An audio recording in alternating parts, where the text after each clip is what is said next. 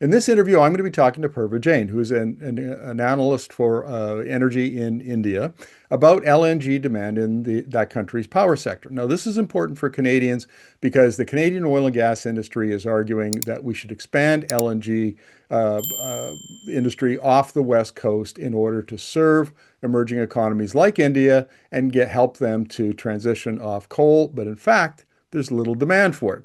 So, welcome to the interview, Purva. Thank you so much for having me here, Markham. Pleasure to be here.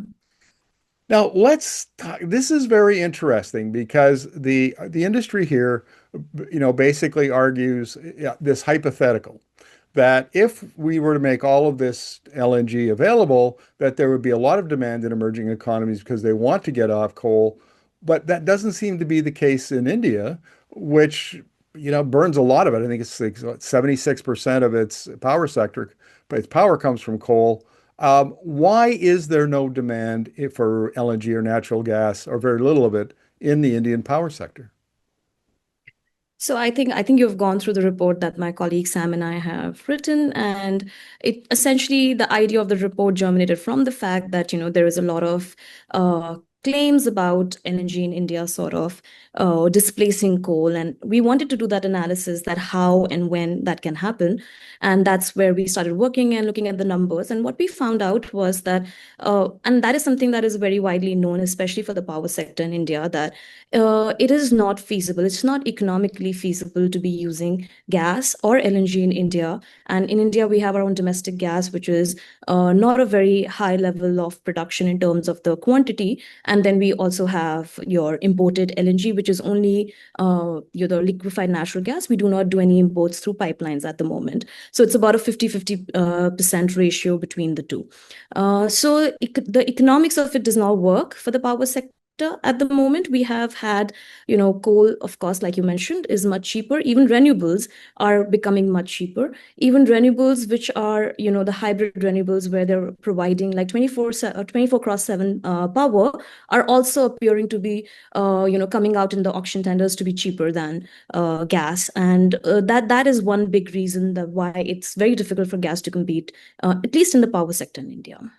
Now, my understanding is that LNG sold to India would go for about $7 to $8 per million BTU, and typically coal is much lower than that, and renewables plus battery storage, and a lot of that would be solar plus battery storage, comes in around $5. Are those numbers more or less right? Yeah, those numbers are more or less right. And the LNG number that you're quoting would vary with the volatility that the LNG fuel sees in the global market, even with the domestic gas we have, which is at the present moment capped, and it's capped at around 6.25, and I think it was increased recently. So with that also, it would, just probably come to $7-8 per MMBTU. And when you look at LNG, which the delivered price is much higher, and you would see that in our report as well, that we calculated that would come out, about $17 per MMBTU if you want to really use all of LNG to produce your power. So that becomes a challenge. And of course, the volatility and the changing prices of LNG that we keep seeing, that is another challenge that India faces when it wants to use imported gas for its power sector. Now, we've done a fair amount of work here at Energy Media about the Chinese power sector. And one of the arguments against, long-term high demand for LNG to China is that China has it's the fifth largest gas producer in the world. So it says, look, we have enough to do our, power our major industries like fertilizer and steel making, whatever else it might be. But the combination of coal plus renewables is a much cheaper, fuel mix for us going forward. Eventually, we'll have our coal plants will be high efficiency. We'll have them maybe as backup, peaker, that sort of thing. That the economics of that are much better. Is that the argument you're hearing in India? I think what I'm seeing in India is a massive push on renewables. The government has and I'm sure you must have heard it in the news that we have met our NDC target, the nationally determined contributions target of 2030 in 2025 itself. We already have 50% of the installed renewable capacity. It was a target that we set for 2030, and 2025 we're already at 50% non-renewable installed capacity. Like I also mentioned earlier, we have a massive, auction and tenders happening for the renewable energies. There was a record 73 gigawatts auctioned in fiscal year 2024. And then that is the push that is happening in India. There's a lot of talk about deploying more renewables, and using them even in for 24 cross 7 power. Now, my understanding is that the Indian power grid has had some problems in terms of reliability. Um, and you can comment on whether that's accurate or not. But we see in other Asian countries, like Pakistan, for example, is importing enormous amounts of cheap Chinese solar panels. And people are putting them on their balconies, and companies are integrating them behind the meter with storage so that it's reliable, it's lower costs, that sort of thing. Are we seeing that trend in India as well? That has been a big, there has been a massive push for rooftop solar as well in India. When we saw in 20, if I'm not getting it wrong, maybe in 2014, 15 is when we saw like a major push for solar started happening in the country, solar deployment, and it was grid scale solar plus rooftop solar. And when we looked at the numbers at say 2022, we realized that there was a little, the targets for the rooftop solar probably were not being met as much as the grid scale solar targets were being met. And then the government came up with a program to ensure that we are able to meet those targets as well. I think the program is called PM Surya Ghar Yojana, which essentially means that there will be support provided to have installation of solar rooftop panels on all houses in the country. Now, just intuitively, rooftop solar, balcony solar, community solar in smaller, communities and villages and so on, just intuitively makes sense because we see global temperatures rising. India is already a hot country. There must be a fair amount of demand and rising demand for air conditioning, one would think. And to be able to power air conditioners during, a hot sunny day using solar, just like I say, intuitively makes sense. Are we seeing that? I think it is happening. There are a lot of because like I said, that there is a push for the scheme.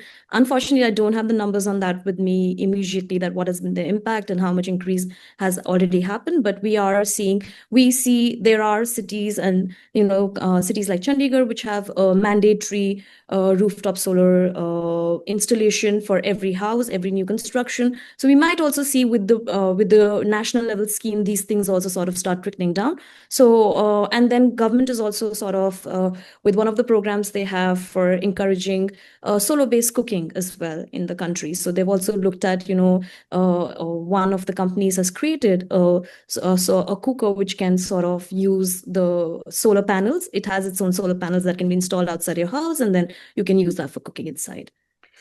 Now, Purva, you work for the Institute for Energy Economics and Financial Analysis, and I've interviewed some of your colleagues before about different projects. And really, what this comes down to, I guess, is are renewables economic? And are they becoming more economic? And therefore, are they likely to become a bigger part of the Indian power sector going forward, especially relative to coal and natural gas?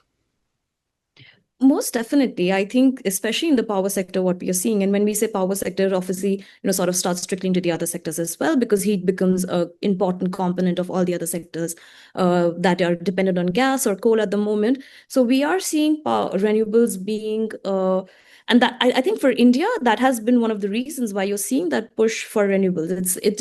India is a price sensitive country, and when the pricing is right, that's when the push happens. So that has happened for India for sure, and we've seen that one of the reasons perhaps for gas, apart from depending on imported LNG and also sort of being forced to use a more expensive fuel. One of the reasons for gas sector, oh, sorry, the power sector to be not being able to use was the competitiveness that it did not have against solar in, your 2015 to 2020 time period when we saw solar really going down in its prices. So that becomes the price competitiveness actually becomes a very important factor for India for any fuel to survive. And RE has stood the test of time on that for sure. Purva, this we'll wrap up the interview this way, with this question, and that is, within emerging economies, the cost of imported fuel is becoming increasingly an issue, along with volatility, price volatility. And I would think that that would be the case with India, that if you've got, abundant solar resources, you've got your own coal sources, then why would you import expensive LNG and have to pay for it with scarce foreign currency? Is that an argument that has, is that one of the reasons why India is moving towards more renewables? I think India is moving towards more renewables because that just makes economic sense for India at the moment. When it comes to imported fuels, of course, they have been, a part of India's energy trajectory as well. How it pans out in the future is something that we would have to wait and watch and see. But yeah, if you look at it from a pure economic sense, then of course, at present, the economics does not work for using at least LNG in the power sector in India. Well, perfect. Thank you very much for this. Really appreciate it. Thank you, Markham, for having me.